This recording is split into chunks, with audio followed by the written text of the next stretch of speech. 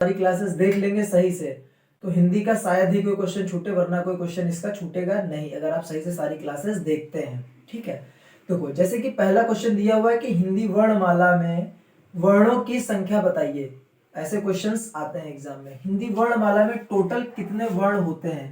तो हिंदी वर्णमाला में टोटल जो हमारे वर्ण होते हैं उनकी संख्या कितनी होती है? 52 होती है।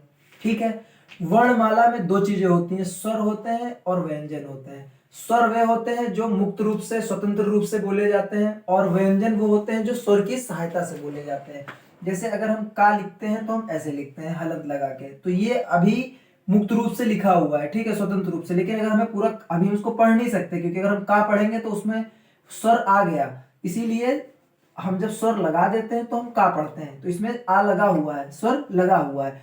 स्वर वे होते हैं जो स्वतंत्र रूप से बोले जाते हैं, व्यंजन वे होते हैं जो स्वर की सहायता से बोले जाते हैं। डेफिनेशन भी याद होनी चाहिए, ऐसा भी क्वेश्चन आ सकता है एग्जाम में। स्वरों की संख्या कितनी होती है? तो स्वरों की जो संख्या है हमारी कितनी होती है? 11 होती है।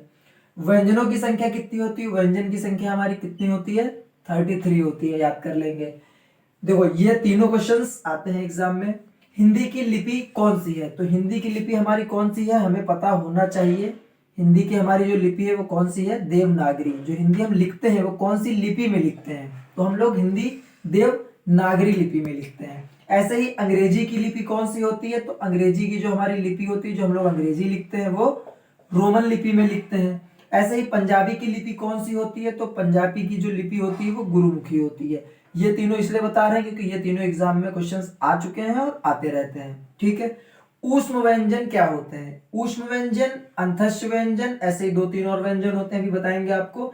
तो ये क्वेश्चन में आते ही आते क्वेश्चन है, कई बार आए हुए हैं, इंपॉर्टेंट क्वेश्चन है। ऊष्म व्यंजन होते हैं शा, शा, शा, हा। ये तीनों हमारे ऊष्म व्यंजन होते हैं, शा, शा, शा, हा। अंतस्थ व्यंजन कौन से होते हैं? तो अंतस्थ व्यंजन होते हैं हमारे या, रा, ला, वा। ठीक है, पंजाबी लिपि कौन सी होती है? गुरुमुखी। ऊष्म व्यंजन होते हैं हमारे शा, शा, शा, हा, और अंतस्थ व्यंजन होते हैं हमारे या, रा, ला, वा।